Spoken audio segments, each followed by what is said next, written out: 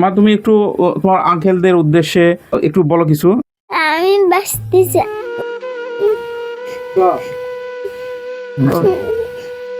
আমি বাঁচতে চাই।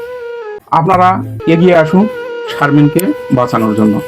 তো শারমিন আপনার মতো আমার মতো সেও বাঁচতে চায় এবং সমাজে বসবাস করতে চায়।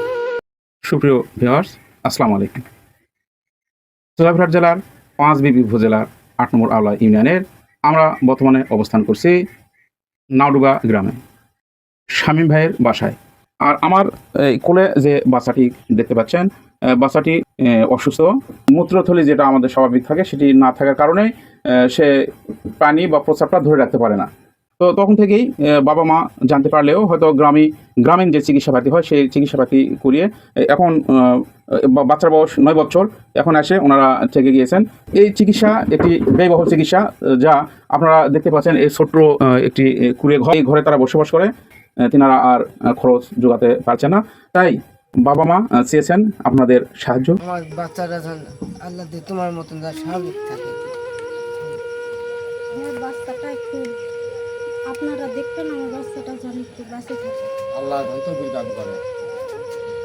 আমাদের সব বাবা আমার ভাস্তি পোশাক পরে, আমাদের সব বাবা আমরা চিকিৎসা করতে পারছি না, তোমরা দেশ ভেসে সবাই সাহায্য কর। তো সুপ্রিয় দর্শক, এই কোমলমতি শিশুটিকে আপনারা সাহায্য করে বাচ্চার পাশে দাঁড়ান, যাতে চিকিৎসা করে বাচ্চাটি সুস্থ হয়। মা তুমি একটু তোমার আঙ্কেলদের উদ্দেশ্যে একটু বলো কিছু। যে আমি বাঁচতে চাই।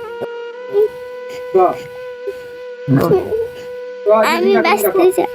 আমি 2 দিন আগে এগুলো শুনলাম যে বাচ্চার পূজার থলিতে পূজা বাড়তে না, এই জন্য আমি মতিন ভাইয়ের সাথে যোগাযোগ করে মতিন ভাই আমি এখানে ফোনের মাধ্যমে যোগাযোগ করে আমি এখানে নিয়ে আসছি। ভাই, আপনারা অর্থ দিয়ে সাহায্য করতে না পারলে আপনারা ভিডিওটি শেয়ার করে দিবেন, এই বাচ্চাটাকে বাঁচাবেন।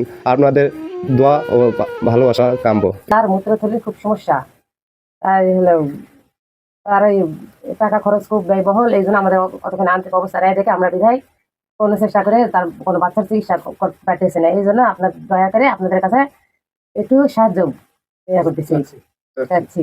আমার এই নাতির জন্য আমি বহু জায়গায় চিকিৎসাপাতি করি, এখন বর্তমানে আমরা অসহায়, আমাদের ঠিক মতন জায়গা তোলা নেই, খুবই অসহায়। আমার এখন এই নাতির জন্য আমার বাঁচার জন্য চেষ্টা, আপনাদের কাছে সাহায্য চাই।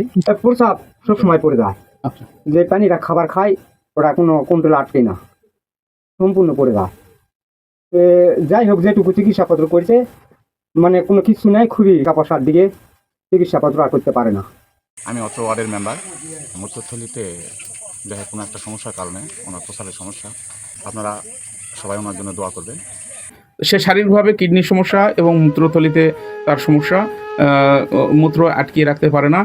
24 ঘন্টায় যতটুকু পানি খায় সেই পানিটুকু সরাসরি পড়ে যায়। তো যার দরুন আপনারা দেখতে পাচ্ছেন একটা স্বাভাবিক বাচ্চা, পা দেখেন লুলা হয়ে গিয়েছে।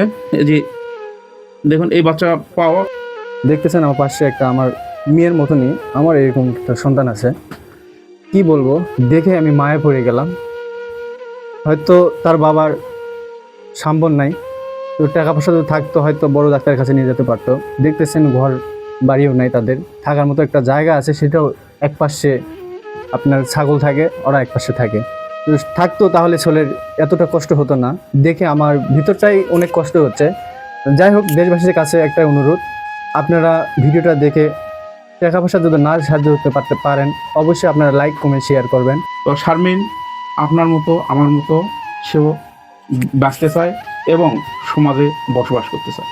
তো প্রিয় দর্শক, আপনারা যেভাবে পারেন শারমিনকে সাহায্য করে এগিয়ে আসুন তার চিকিৎসার জন্য। যদিও টাকা দেওয়া সম্ভব না হয়, তাহলে এই শারমিনের ভিডিওটি শেয়ার করে শারমিনের পাশেই থাকুন।